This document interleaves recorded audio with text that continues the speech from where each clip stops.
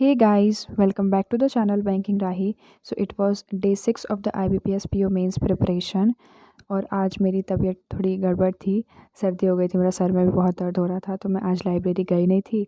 तो दिन भर कोई पढ़ाई नहीं हुई। फिर शाम में मैं बैठी थी कल वाले मॉक का एनालिसिस करने के लिए, जो मैंने कल मेंस का मॉक लगाया था उसका एनालिसिस करने के लिए। तो सबसे पहले मैंने रीज़निंग का एनालिसिस किया था। तो रीज़निंग में कल मैंने 25 क्वेश्चंस अटेम्प्ट कर लिए थे ऑलरेडी। तो मेरे कुछ ही क्वेश्चन बचे थे। 2 2 मार्क्स वाली पज़ल नहीं करी थी और एक 1 मार्क वाली, और 4-5 क्रिटिकल रीज़निंग के क्वेश्चंस थे। बस यही नहीं अटेम्प्ट किया था और बाकी सारे कर ही लिए थे। तो मैंने वो सारी पज़ल्स को सॉल्व किया, मतलब जो 2 मार्क्स वाली थी और 1 मार्क वाली भी। और डीएस के तो कल करे ही थे, वो रॉन्ग हो गए थे, 2 रॉन्ग हुए थे, 4-5 किए थे उसमें से। सो वो वाली मैंने पज़ल की, वो सारी डूएबल पज़ल ही थी, बट ये था कि 1 घंटे में सारी नहीं हो पाती। बस उसी वजह से, मतलब जो बच गई थी वो सब मैंने कर ली थी।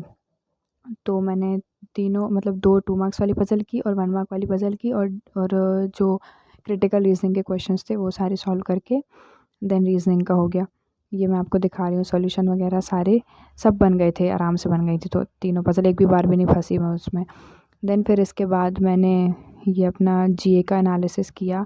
सारे मैंने सब लगा लगा के देखे कि मतलब जो भी क्वेश्चन थे, अब इसमें मॉक का तो था नहीं, तो मतलब जो भी मुझे लग रहा था उसका क्या हो सकता है ऑप्शन, सारे लगा लगा के देखे।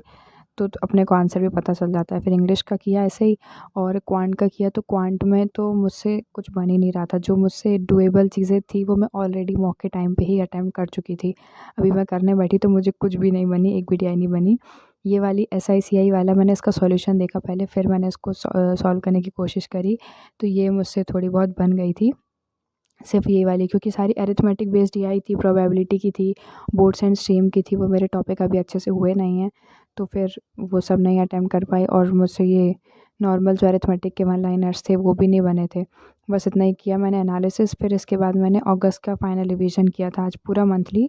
वीकली पीडीएफ, पहले मैं मंथली से करने बैठी थी, मगर वो 360 पेजेस की पीडीएफ थी। तो फिर मैंने जो वीकली मैंने ऑलरेडी हाईलाइट किए हुए थे, उसी से मैंने दोबारा से हाईलाइटेड पार्टी को करके और अपना अगस्त मंथ को फाइनली कंप्लीट कर दिया।